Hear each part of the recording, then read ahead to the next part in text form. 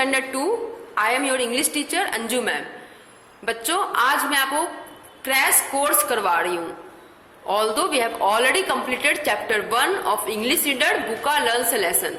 हालांकि हमने already complete कर लिया है चैप्टर 1 बुका लर्न्स लेसन, लेकिन आज मैं आपको क्रैश कोर्स करवा रही हूँ।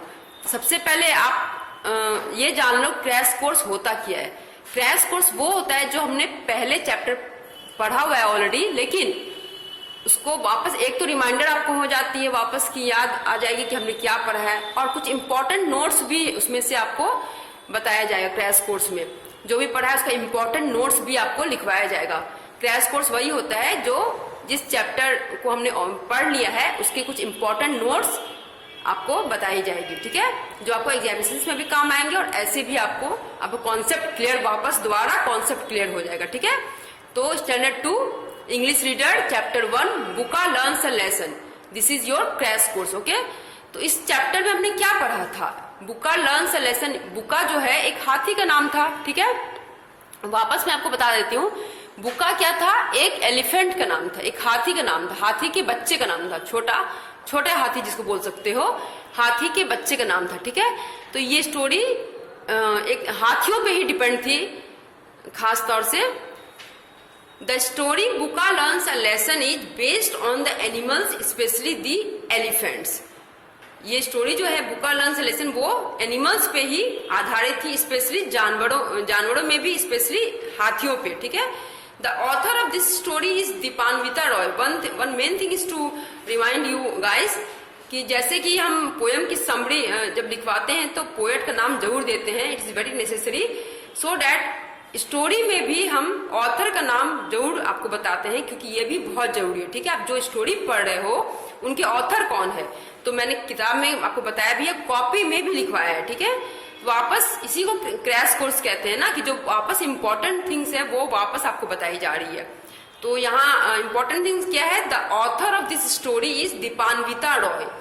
The moral of the story is to be polite and to give love and respect to other animals और ह्यूमन। मोरल क्या था? स्टोरी का मोरल यही ना था कि हमें सबके साथ अच्छे से पेश आना चाहिए, क्योंकि वो जो बुका नाम का जो हाथी था वो सबसे बदतमीजी करता था।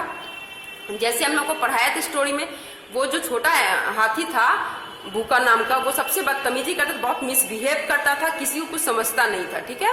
तो फाइनली उसे पनिशमेंट मिली, और पनिशमेंट के तौर पे जब उसे पनिशमेंट मिली तब उसे समझ में आया कि नहीं, उसको सबके साथ बहुत ही पोलाइटली पेश आना चाहिए।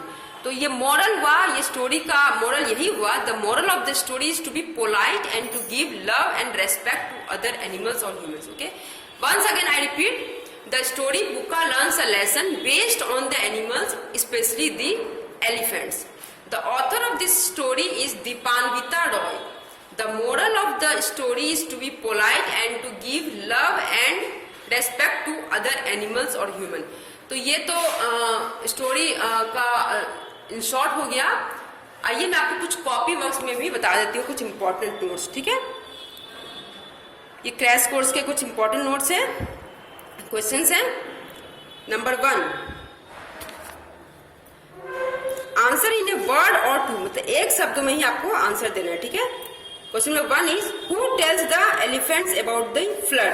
पढ़ाया था मैंने आपको, एलिफेंट्स को या जानवरों को जब जंगल में बाढ़ आती है, फ्लड आती है, तो उसके लिए कौन उनको बताता है, ठीक है। And the answer is the snail.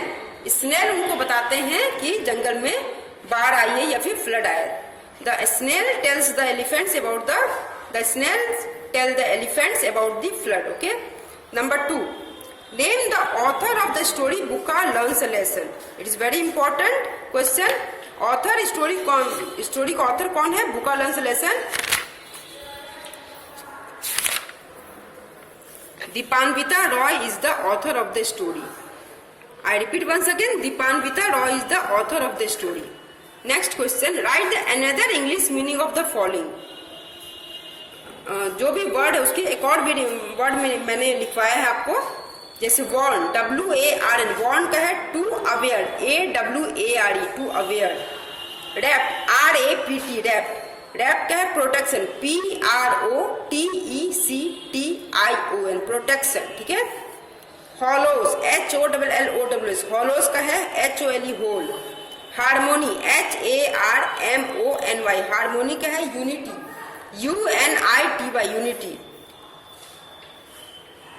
Add S to the nouns two, इसमें S बताना है, जैसे कि ये मतलब इन अदर वर्ड्स में बोल सकते इसको प्लूरल बनाना है, तो प्लूरल तो हमने आपको समझाया हुआ already. Add S to the nouns.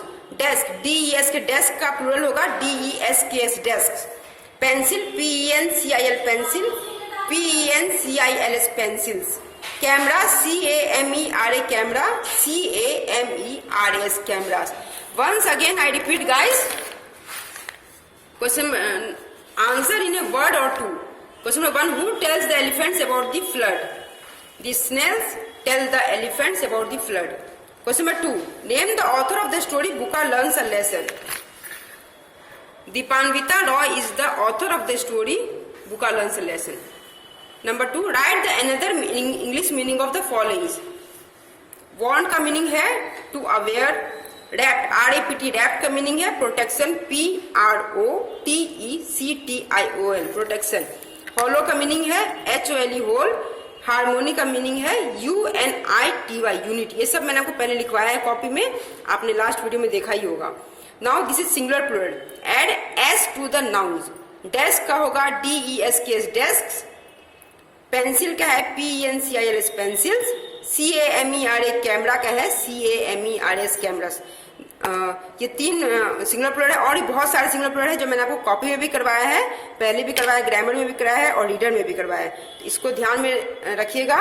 और ये आपको क्रैश कोर्स है, इसे क्वेश्चन आंसर आप याद कर लीजिएगा और स्टोरी एक बार फिर दोबारा आप रीड कर लीजिएगा ताकि आपका कॉन्सेप्ट क्लियर हो जाए। ओके बच्चों, आज के लिए इतना काफी। In next video will meet with our next chapter. Okay.